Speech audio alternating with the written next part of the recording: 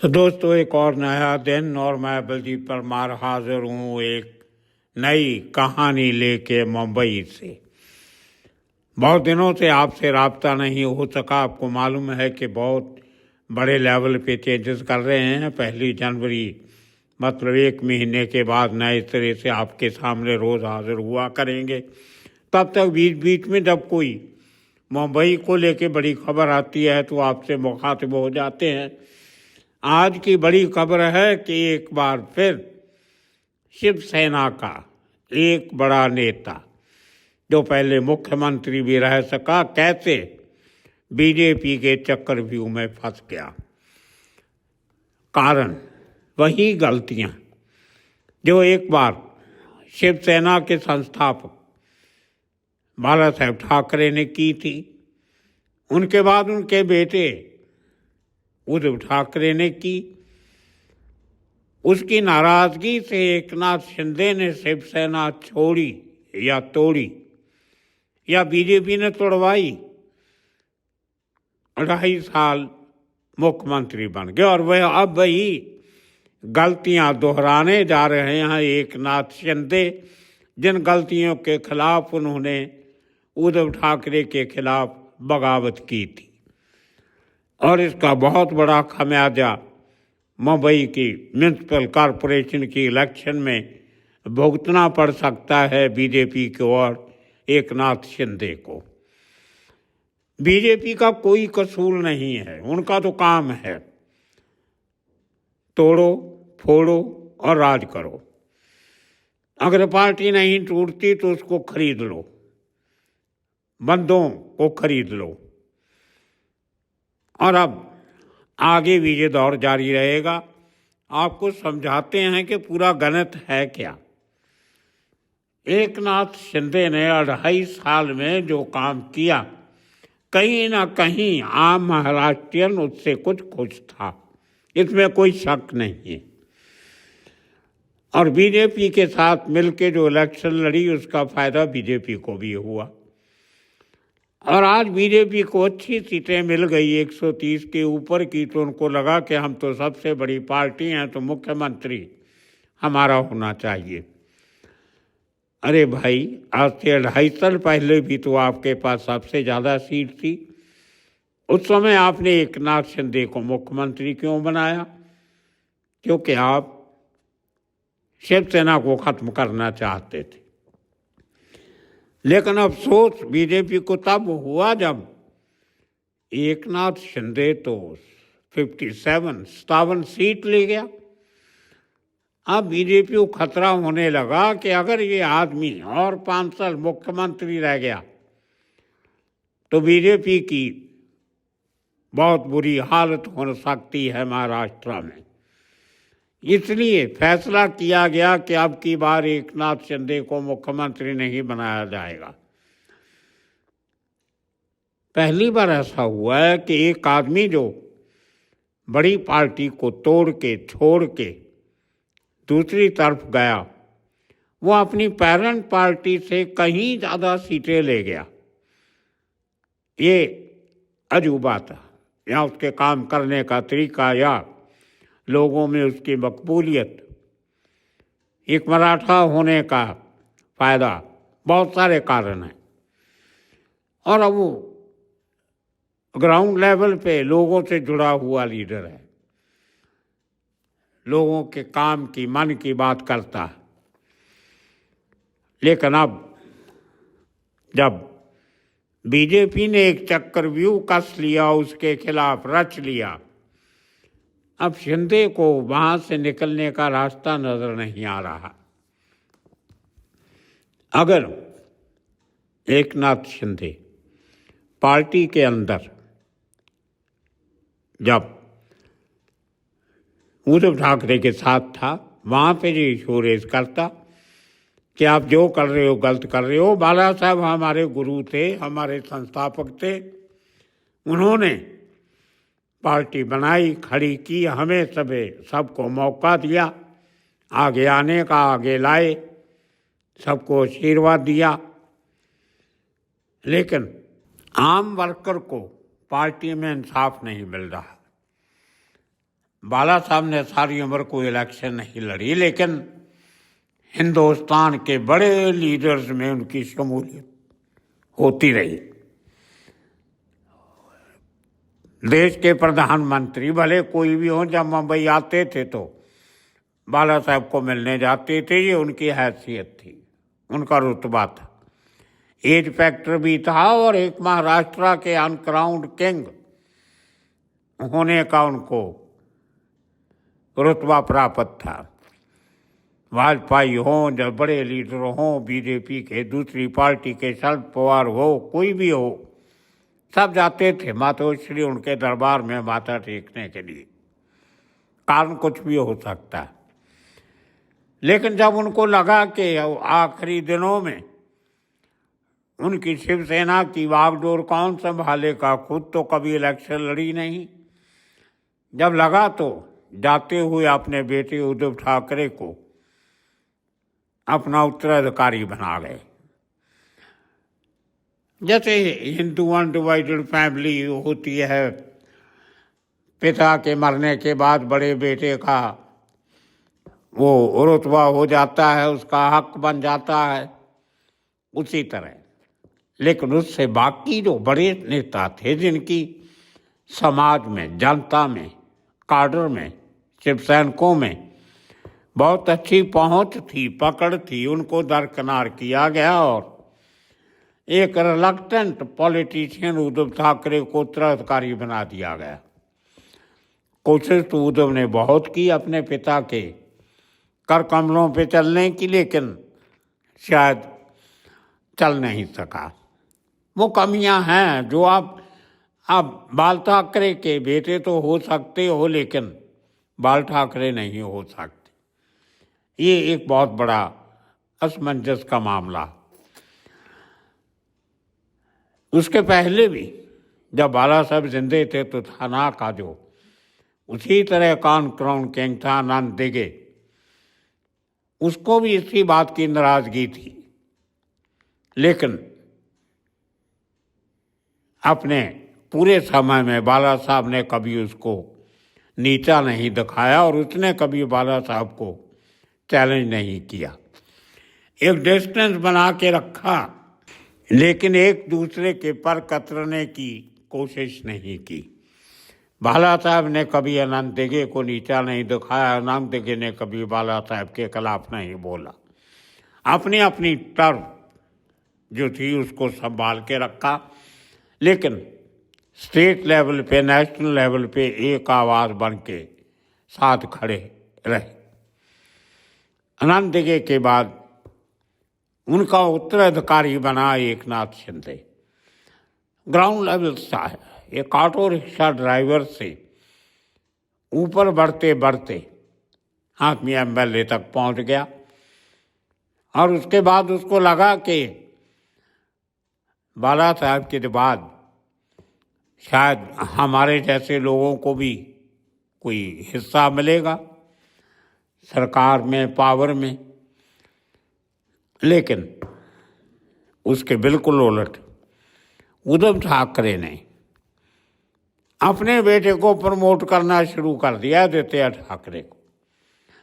उसको एमएलए की इलेक्शन लड़वाई, उसको मंत्री भी बना दिया, सब कर दिया, और उससे बहुत बड़ी नाराजगी शिवसेना में खड़ी हुई, काडर में। वो नाराजगी चलते चलते बहुत से लीडर तक फैल गई। लोगों को लगने लगा कि अब यही 4-5 आदमी जो हैं, संजय राउत हुआ, ये हुआ, वो हुआ, यही लोग शिवसेना चलाएंगे, हमारी कोई इज्जत नहीं है, हमारा कुछ माना नहीं। उस बात का, नाराजगी का फायदा उठाया बीजेपी ने। बिल्कुल उस बिल्ली की तरह जो उस दूध के बर्तन की तलाश में रहती है जिस पे ढक्कन नहीं लगा होता। तो मौका मिल गया, और अचानक जब उद्धव ठाकरे मुख्यमंत्री है, पुलिस फोर्स उसके नीचे है, सीआईडी है, जासूस हैं, अपने सोर्सेस हैं, किसी को कानों कान खबर नहीं हुई कि उसके मेजॉरिटी से भी आधी मेजॉरिटी जो उससे ज़्यादा के एमएलए अचानक सूरत पहुंच जाते हैं और वहाँ से नॉर्थ ईस्ट चले जाते हैं बीजेपी के जहाज़ों में बैठकर। शायद काफ़ी सारे लोग तो पहली बार जहाज़ में बैठे होंगे, शायद इसलिए भी कि जहाज़ों में घूमना बैठने का मौका तो बड़े लीडरों को मिलता है जो गांव कोड़ों से जीत के आते हैं। उनको तो अपनी बैलगाड़ी के बाद रेलगाड़ी, जहाँ उसके बाद कभी कभी सरकारी गाड़ी मिल जाए तो बहुत खुश होते हैं। गरीब घरों से आते हैं, मिडिल क्लास फैमिली के। खैर, अब बीजेपी को तोड़ लिया शिवसेना को। लोग तो ये कहते हैं कि तोड़ा कम था, खरीदा ज़्यादा था, उसमें भी कोई शक नहीं है। हर आदमी को पैसा प्यारा होता है। तो ले दे के एक नाथ शिंदे बीजेपी के साथ चले गए। दूसरी तरफ अजीत पवार अपने चाचा की, अपने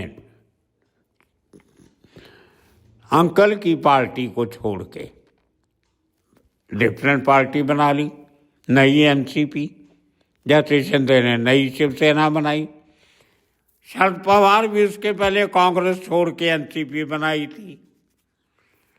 तो कहीं ना कहीं वो जो आप बीज बोते हो वही फसल काटनी पड़ती है। शरद पवार ने जो कांग्रेस को छोड़ा था, उसी तरह उसके भतीजे ने अपने अंकल को छोड़ दिया, अपने पार्टी बना रही, और अभी अपने अंकल की पार्टी से ज़्यादा एमएलए लेके बैठ गया। अब बीजेपी को लगा, दो कारण थे कि एक तो एक नाथ शिंदे बहुत मजबूत हो रहा है महाराष्ट्र में, अगर इसको मुख्यमंत्री रखा तो बीजेपी की शाख जो है वो आने वाले 5 साल में और कम हो जाएगी। और दूसरी बात कि हमारे पास इतनी सीटें हैं तो मुख्यमंत्री हमारा क्यों नहीं हो। लेकिन फिर भी इतने दिन लगे इलेक्शन का रिजल्ट आने के बाद, अभी तक फैसला नहीं हो पा रहा कि मुख्यमंत्री कौन होगा। हालांकि सबको पता है कि देवेंद्र फडणवीस बीजेपी की पहली चॉइस है, और देवेंद्र फडणवीस पहले महाराष्ट्र का मुख्यमंत्री रह चुका। उसके बाद एक नाथ शिंदे के नीचे डिप्टी चीफ मिनिस्टर भी रह लिया। लेकिन अब एक नाथ शिंदे फडणवीस के नीचे डिप्टी चीफ मिनिस्टर बन के नहीं रहना चाहता। उसको कहीं लग रहा है कि उसके साथ धोखा हो गया, उसको उसकी बेइज्जती हो रही है, उसको नीचा दिखाया जा रहा है। अब जो आपका आघाड़ी का, महायुति का जो कल्चर होता है, जिस आदमी के नेतृत्व में इलेक्शन लड़ी जाती है उसका मान इज्जत सम्मान रखना चाहिए।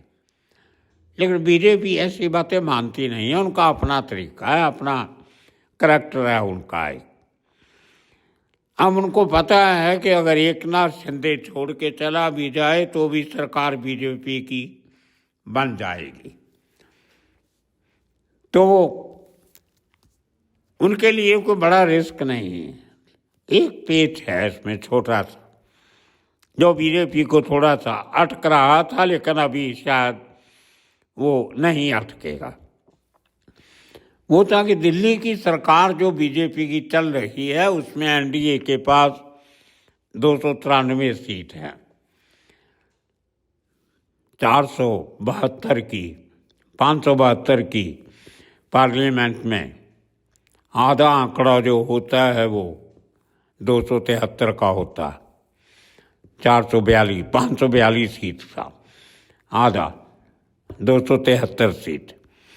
अब बीजेपी और एनडीए के पास है 293 सीट, मतलब मेजॉरिटी से 20 सीट ज़्यादा। अपनी सीट बीजेपी की 240 है, तो 240 और 53 बाहर के लोग हैं। अपने बलबूते पे बीजेपी केंद्र में हुकूमत नहीं कर सकती। बहुत सी पार्टी, किसी का 1 MP, किसी के 2, किसी के 3, किसी के 4, ऐसे मिला के उन्होंने एक ये NDA बनाया हुआ है, जिसमें सबसे बड़ा गुट जो है वो TDP का है, जिसके 16 मेंबर पार्लियामेंट। तो बीजेपी के 240 और TDP के 16, 256 बन जाते हैं।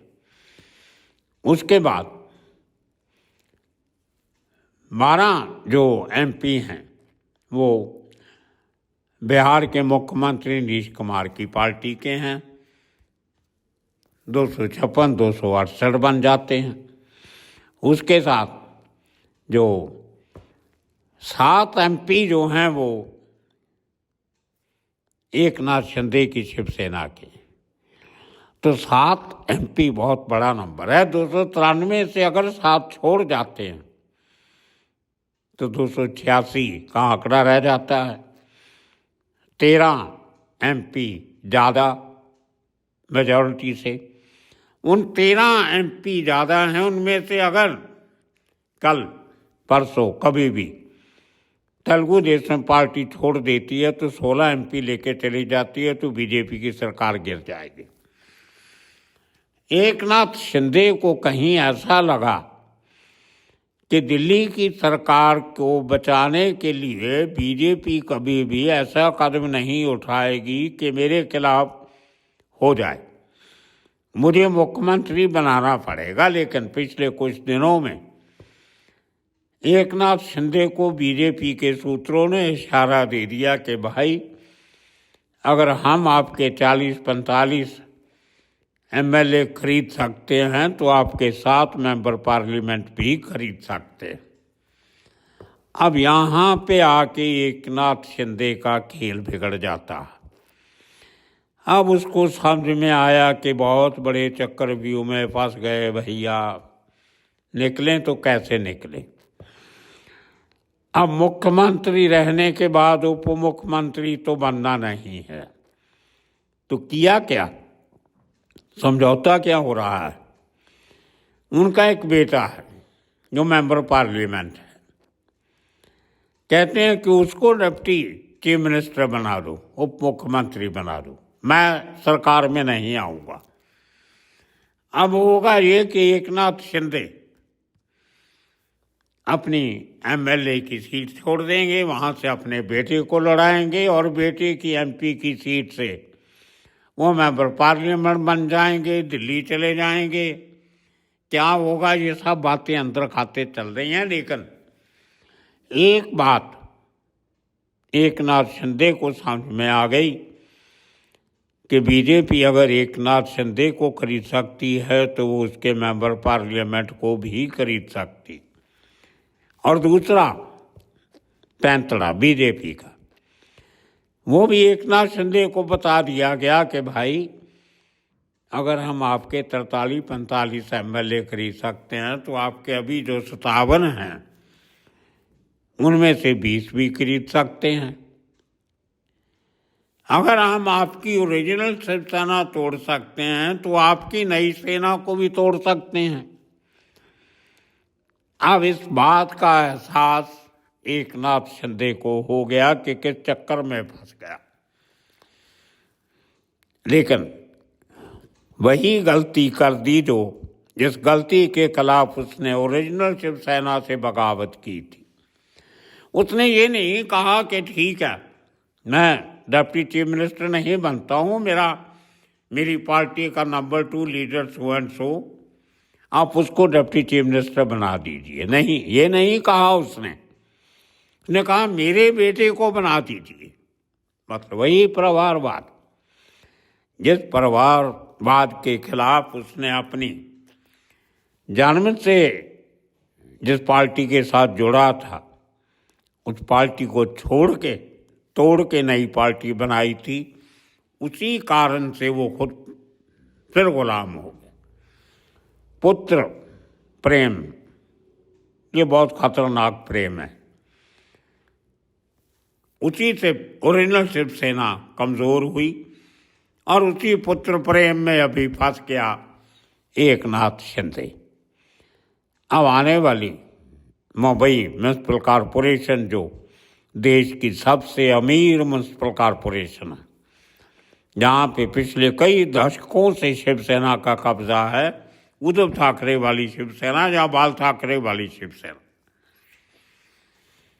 अब जब उस इलेक्शन में ये बातें सामने आएंगी कि जिन बातों का खंडन करते हुए एकनाथ शिंदे ने शिवसेना तोड़ी थी, वही काम तो खुद कर रहा है। अब बीजेपी ने जब इशारा कर दिया कि तेरे 7 MP कोई माना नहीं रखते, वो चलेगी जाएंगे तो हमारी सरकार नहीं गिरेगी, हमें बचानी आती है, तो अब शिंदे के पास सिवाय हाथ खड़े करने के और कोई विकल्प नहीं है। सो दोस्तों, ये पॉलिटिक्स है, ये ऐसा सर्कल है जो घूम फिर के फिर वहीं आ जाता है जहां से शुरू होता है। आपने जिन कारणों से एक पार्टी तोड़ी थी, उन्हीं कारणों से आपकी पार्टी भी टूट सकती है। अब यहां से एकनाथ शिंदे की वापसी किस तरफ होगी, ये आने वाला समय बताएगा। क्या वो भी हार मान के हाथ खड़े करके बीजेपी की चुंगल में बैठा रहेगा भीगी बिल्ली की तरह, जहाँ जैसे पिछले 2.5 साल से शिवसेना की शेर की तरह दहाड़ता था, उसी तरह कोई और दहाड़ लगाएगा? यह आने वाले दिनों में पता चलेगा। तब तक के लिए आप सबका बहुत बहुत शुक्रिया, धन्यवाद।